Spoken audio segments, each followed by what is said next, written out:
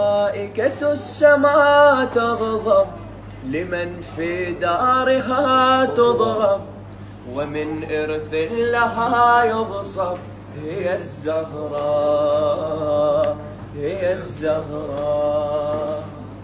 ومن هول الأسى حقت على الدار الملائك، هبطنا كلنا حالا وطلقنا الأرائك. سنأتمر يا فاطم بحرف من دعائك، أشيري كلنا جند سنمضي من ورائك. لك الأمر ولا عذر لمن أجرم، فإن رمت وقررت فلن يسلم، فلن يسلم. فإنا جندك الغالب سنرجع بعلك الغائب، علي بن أبي طالب من الأعداء، من الأعداء. أنا عزريل يا زهرة لما قد حل آسف، وذا جنحي بواديك بريح الموت عاصف. فإن أحضر بلقيسا بطرف العين آصف، أنا من دون طرف العين لذاك الوقت خاطف، لذاك الوقت خاطف.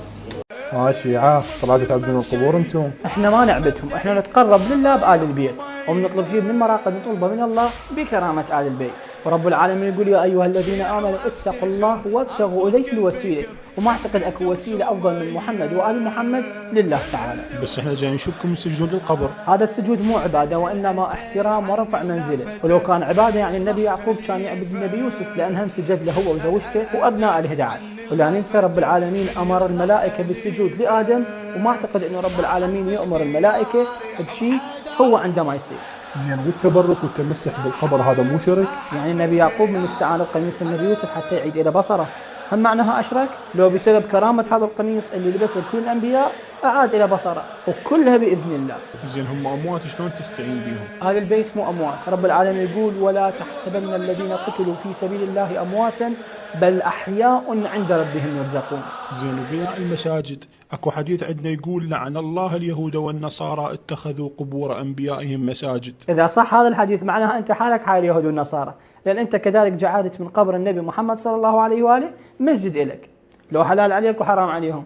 صدق أنت مو نفسك اللي سويت غرفة ميس بكأس العالم مزار؟ صل على صلى الله عليه وسلم.